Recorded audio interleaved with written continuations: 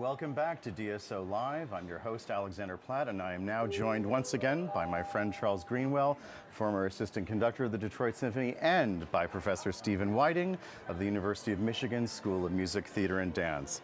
Professor, I'm so sorry to have missed your pre-concert talk, but I was in makeup.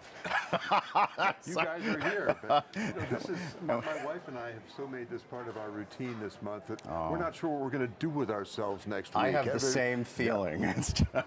I'm going to miss this bunch. But thank you for your work for us this month as our scholar in residence. And it's been my pleasure. You know, as Charles was talking about Guillaume Connaissant being part of this group of contemporary French composers being cosmopolitan, you know, I'm just moved to ask both of you gentlemen the question, what is French music? I mean, if a young composer wakes up and they're in France and they want to write a piece called Rainy Evening in Detroit, is that going to inherently sound different than if they were German or Chinese, or is this all, you know, a myth?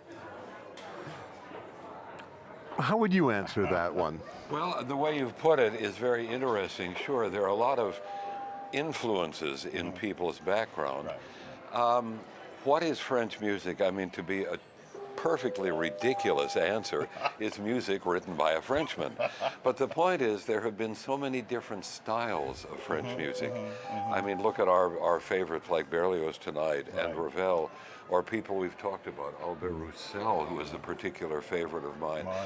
There is all a kind of, what I say, a kind of narrowness in sound and concept, as opposed to the Germanic, which is very full and very big. And there's subtlety in French music in a way that probably is not in too many other styles of music. Would you agree? Well, there's a kind of nuance that seems distinctly French.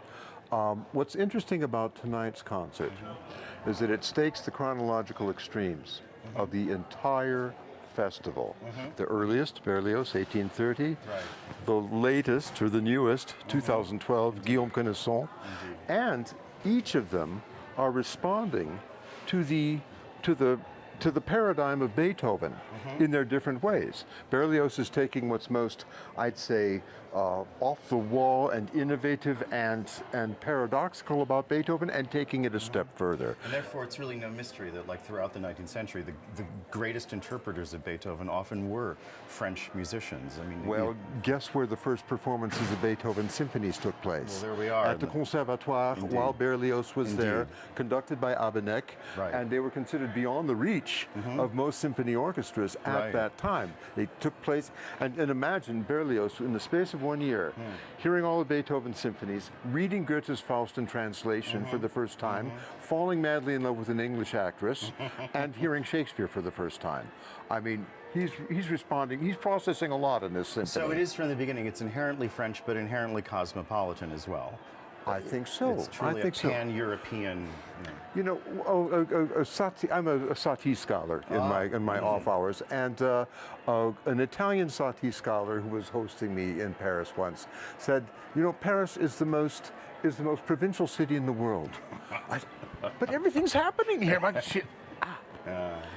We are open to everything so long as it comes here. I see. All right. So long as it comes here, then we're open to anything. But sort of sending out our feelers to the rest of the world is another question. Well, as you're saying, the Berlioz and the Symphonie Fantastique, it really is kind of the bedrock of the French repertoire. But I have to ask both of you, what has been? This is do I ask you what do you think is the greatest recording, or what is your favorite recording of this immortal work? I think the greatest recording of this music is going to be the record they make of tonight's performance. Well, I was going to say, having heard it last night, Maestro Slatkin's, his sense of orchestral blend, which reminds me of the greatest recordings of Philadelphia and Eugene Ormandy. Charles, in our seconds remaining, what say you? Well, there's Paul Paret's recording, which was wonderful. Absolutely. There are the 3 recordings that Sir Colin Davis made, all of which are wonderful.